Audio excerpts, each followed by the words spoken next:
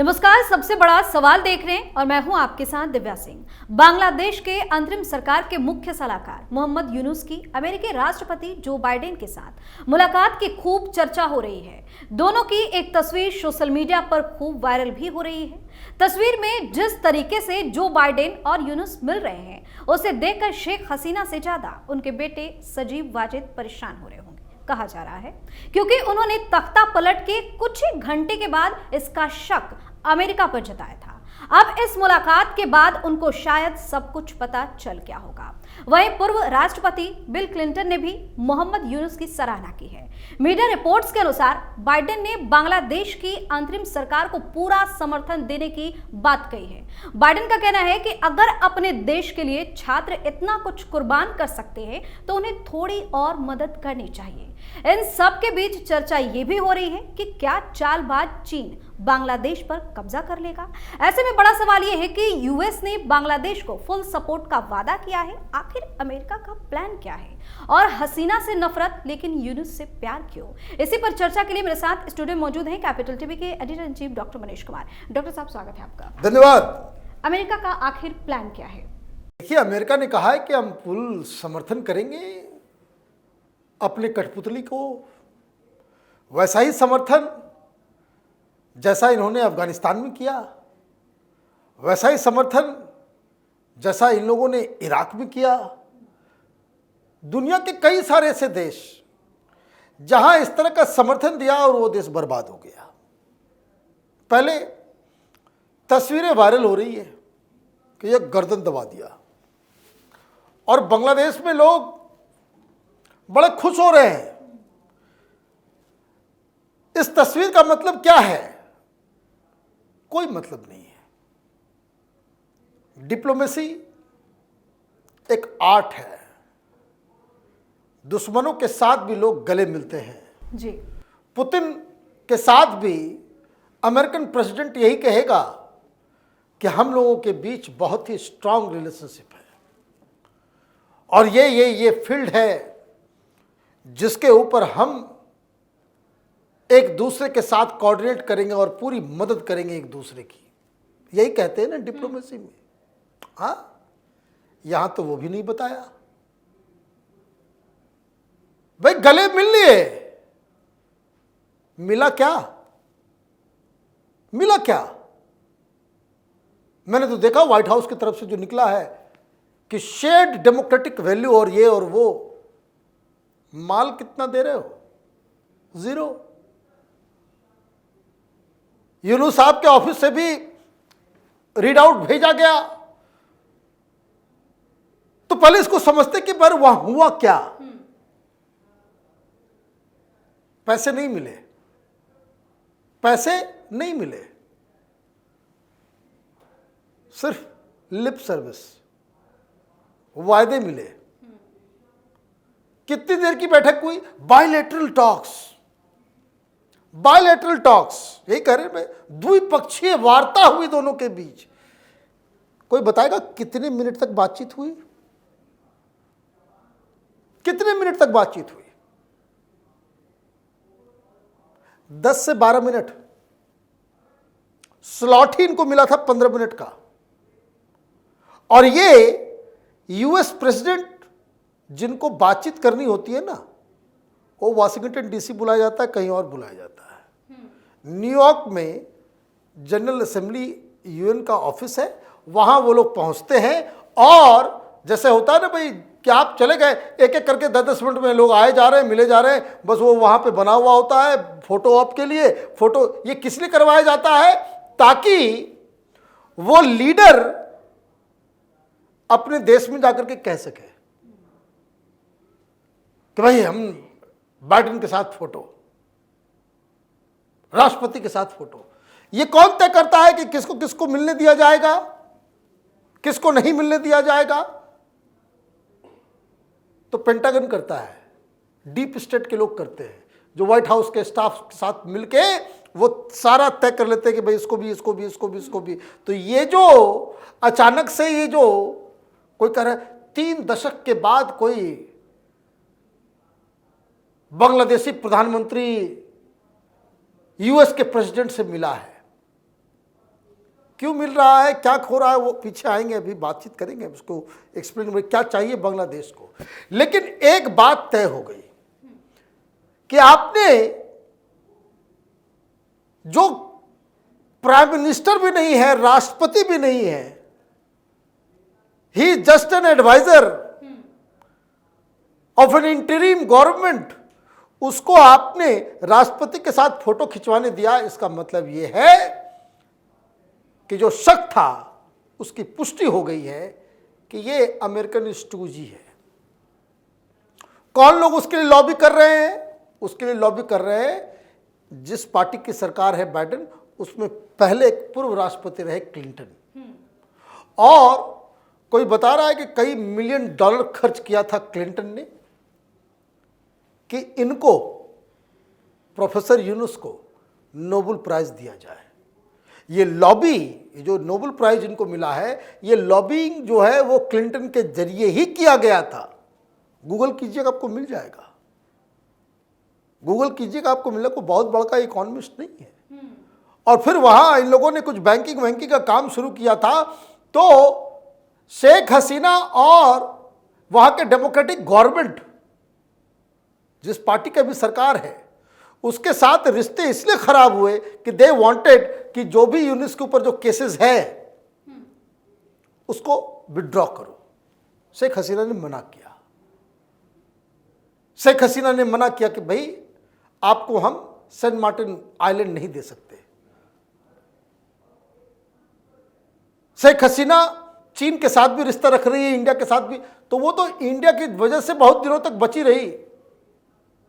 अब दिक्कत क्या है कि बंगाल के अंदर जिहादियों, जमातियों ने कब्जा कर लिया है। अभी देखिए खबर आई है कि बांग्लादेश में ढाका में शक्तिपीठ भी है, याद रखिएगा, ये हिंदू भूल जाते हैं। पाकिस्तान में भी शक्तिपीठ है, जो 51 शक्तिपीठ है, उस तरह से पाकिस्तान में भी चला गया, वहां भी चला गया। इस देश में सेकुलरिज्म का अफीम चाटकर हिंदुओं के पवित्र स्थलों को आपने दूसरे देशों में बंटवारा किया, क्योंकि नेहरू को प्रधानमंत्री बनना था। और ये सेकुलरिज्म के चक्कर में धीरे धीरे जागृत नहीं रहोगे, आंख नाक कान तैयार नहीं रखोगे, तो ऐसे ही प्रसाद में जो है गाय की चर्बी और सूअर की चर्बी खाओगे और एक एक करके सब कुछ चला जाएगा। खैर, थोड़ा डाइवर्जन हो गया। अब वहां पर जमातियों का पूरा वर्चस्व है, वो चाइना के साथ भी मिलजुल रहे हैं, और उधर अमेरिका से उधर मुलाकात हो रही है, और इधर आर्मी चीफ ने भी ऐलान कर दिया है कि कब तक ये रहेगा, है ना, कब तक ये रहेगा, वो बता दिया। क्या करने गए थे, क्यों, अंदर भी प्रॉब्लम, बाहर भी प्रॉब्लम। जाने से पहले इन्होंने कई जगह चिट्ठी विट्ठी लिखी, वर्ल्ड बैंक को, IMF को, एशियन डेवलपमेंट बैंक, सब जगह, कि पहले इमीडिएटली हमें $1.5 बिलियन दे दो। काहे? बाढ़ में डूब गए हैं, बाढ़ की वजह से बड़ा नुकसान हो गया है, और वहां पे सिस्टम तो खत्म हो गया सब कुछ। अभी देखिए हर जगह टी स्टेट के वर्कर अलग प्रोटेस्ट कर रहे हैं, रिक्शा वाले अलग कर रहे हैं, मछली वाले अलग कर रहे हैं, हर कोई कर रहा है। महंगाई बढ़ रही है, तो एक तो पैसे मांगने की कटोरा लेकर के गया था, फिर वो IMF से कुछ बेल आउट पैकेज मांग रहे हैं।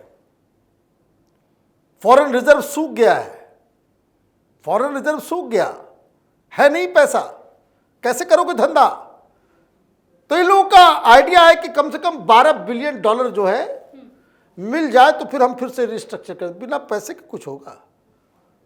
कंपनीज बंद है, भाग रही है, ये सब इंडिया वाले ही खोले हुए थे वहां, जितना टेक्सटाइल का रॉ मटेरियल इंडिया जाता था, वहाँ सिलाई होती थी, वहाँ सस्ता लेबर था, तो वहाँ पे सब कुछ होता था, जिस वजह से पूरा इकॉनमी चल रही थी। अब तो खबर ये आ रही है कि सब छोड़ छाड़ के कलकत्ता, भुवनेश्वर, सूरत, उधर जो है लोगों को जॉब मिलेगा, सबको सिलाई उलाई के लिए जो है जो कुछ भी है, लेकिन वहाँ से तो आग लगा दे रहे हैं।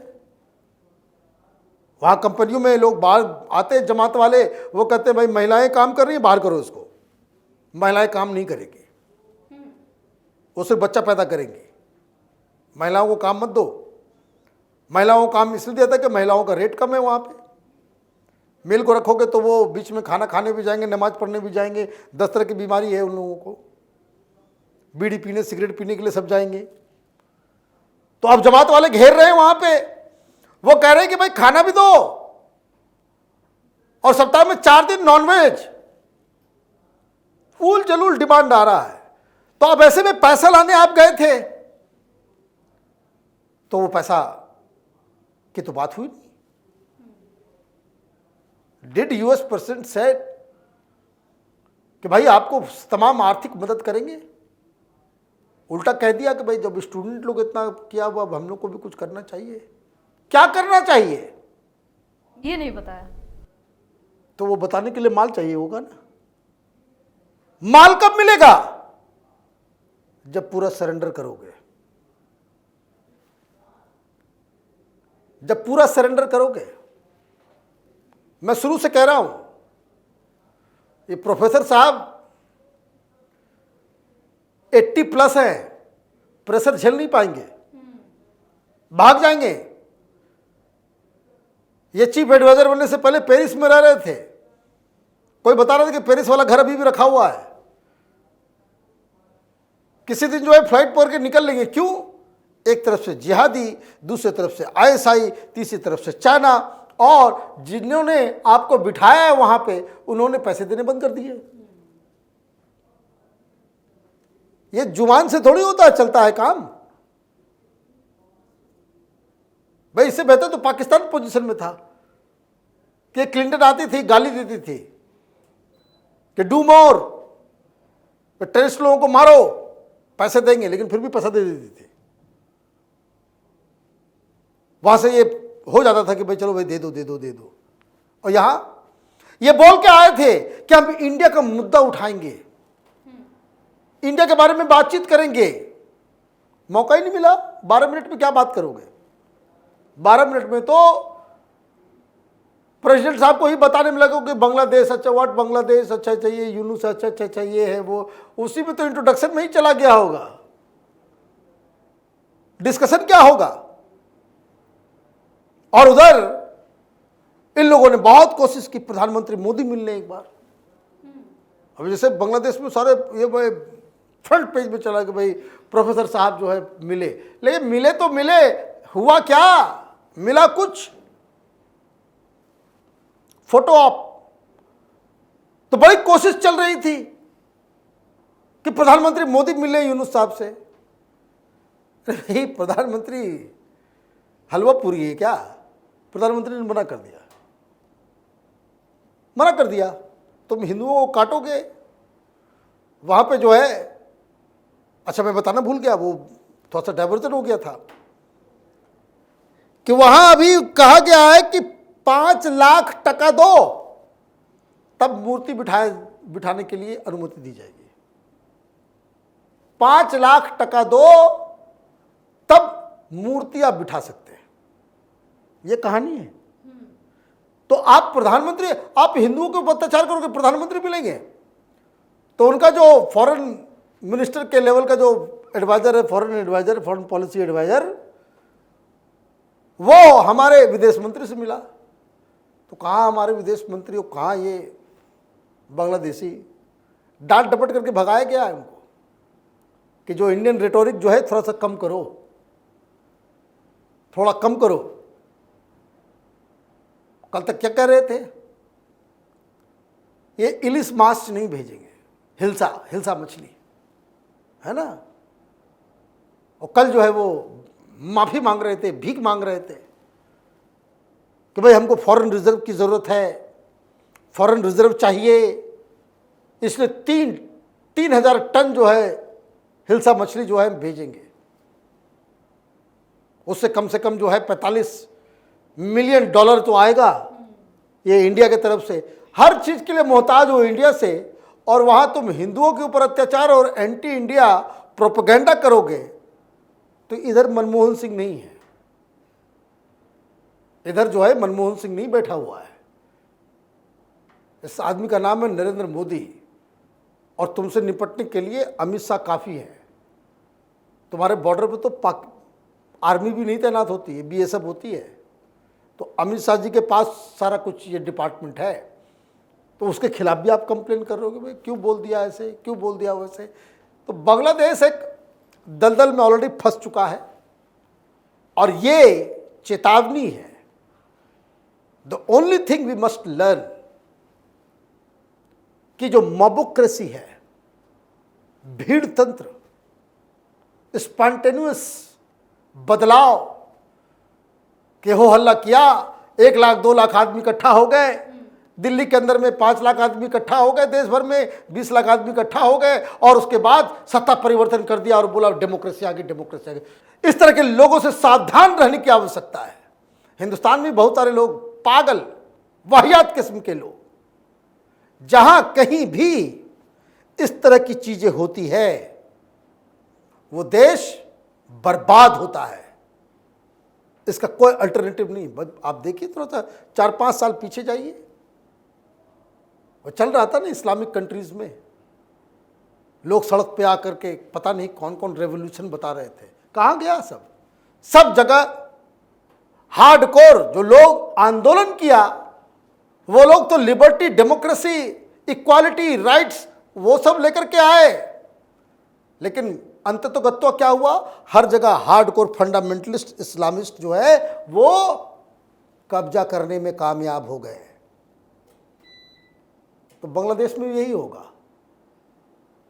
ये जो प्रोफेसर साहब है वो भागेंगे, आर्मी रूल करेगी, और सरकार दिखाने के लिए चलाएंगे जमात वाले फंडामेंटलिस्ट। यही आगे आने वाले समय में होने वाला है। बहुत बहुत धन्यवाद सर तमाम जानकारी के लिए। धन्यवाद। तो अमेरिकी राष्ट्रपति जो बाइडेन और बांग्लादेश के अंतरिम सरकार के मुख्य सलाहकार मोहम्मद यूनुस के मुलाकात के अलग अलग मायने निकाले जा रहे हैं। शेख हसीना ने बांग्लादेश में अपने खिलाफ हुए हिंसक विरोध प्रदर्शन के पीछे अमेरिकी साजिश का आरोप लगाया था। वहीं अब ये मुलाकात कई इशारे कर रही है। सबसे बड़ा सवाल में आज के लिए इतना ही। अगर आपने अभी तक हमारे चैनल को सब्सक्राइब नहीं किया है तो सब्सक्राइब कर लीजिए, हमारे वीडियो को लाइक कीजिए, शेयर कीजिए, हमारे वीडियो पर कमेंट करके जरूर बताएं कि आपको हमारी खबर कैसी लगी। धन्यवाद।